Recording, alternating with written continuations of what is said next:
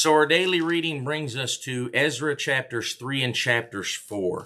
And so just as a kind of an overview of what's going on here, we see in verses 1 through 7 of chapter 3, they begin worshiping there at the temple site. Okay, nothing's been built yet, but they begin holding services there and committing sacrifices there at the temple site. And in verses 8 through 13, they begin making progress, and they laid the foundation, and then they have a ceremony there for that. And there's joy and lamenting, and we'll speak on that in a minute. So that's chapter 3. They get the building, the foundation laid. They're making progress for the cause of God. And then in chapter 4, you begin to see opposition. The first 5 verses of this speak about the opposition in Ezra's day, or not in Ezra, actually, Ezra's not there yet, but in Jeshua's day.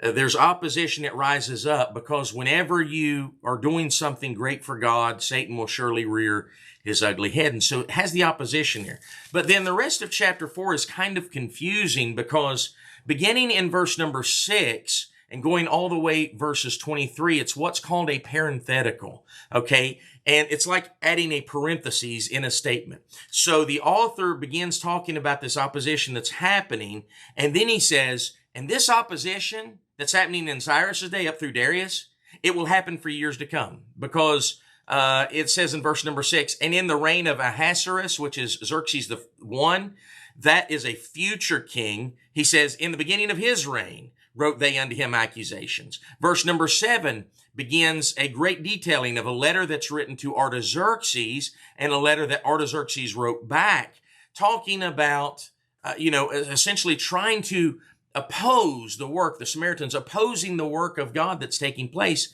there in Jerusalem. And so at the point of the letter to Artaxerxes, the wall has been built, the temple has been built, now they're building the city, and they actually get Artaxerxes, who was the man that sent Nehemiah back to rebuild the wall. They actually got him to say, hey, okay, we'll halt work on the city until I say so. So they got it to stop there. But that's the overview. And then in verse 24, it just kind of finishes out, and it says, then ceased the work of the house of God, which is in Jerusalem. So it ceased unto the second year of Darius, king of Persia. So as far as the Persian kings, you had Cyrus, and then you had another one who's, just there for a few years. And then you had Darius. He's the next notable name. And during that time period, you had, the work had stopped for about 10 years, maybe 13 years on the temple until Darius put a decree into where they could start building it again. And then later on would be the reign of Ahasuerus, which is otherwise known as Xerxes I, and then Artaxerxes later on, even in Nehemiah's day. So like I said, chapter 4 is kind of a little confusing there if you don't, wrap your mind around that. And so just some quick takeaways from this. I noticed when I was reading in verse number 3, I loved it. I loved when it said this. In verse number 2, it said, they builded the altar of the God of Israel to offer burnt offerings thereon, as it is written in the law of Moses, the man of God.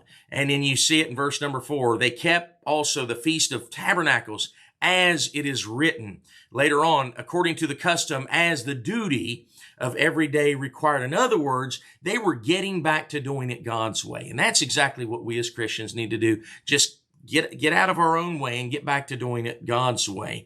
We see also when they laid the foundation of the temple that there was both joy and weeping. It says in verse number 11, they sang together by course in praises and giving thanks unto the Lord, because he is good. His mercy endureth forever. All the people shouted with a great shout. Verse number 12, it says, but many of the priests and Levites and chief of the fathers, who were ancient men that had seen the first house, when the foundation of this house was laid before the eyes, wept with a loud voice.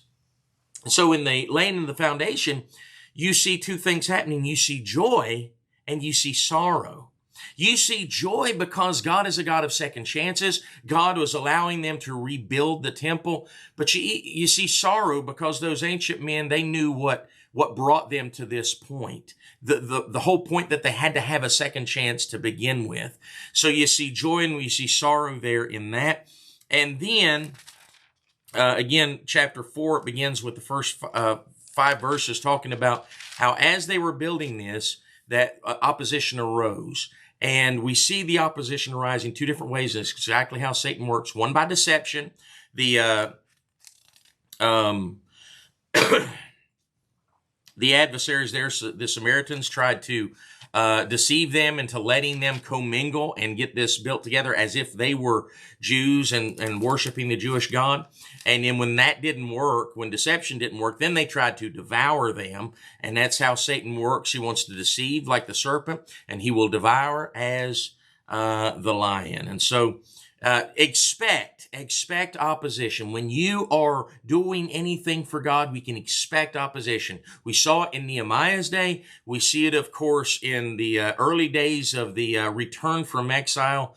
And you can certainly see it today. If you're going to do anything for God, you're going to have your Satan oppose you in so doing. But don't be weary. Just continue going on for God, because I've read the end of the book, and I know who wins, and I want to be on his side when it's all said and done. I want to make him proud. I hope you do too. God bless you, and we will see you tomorrow.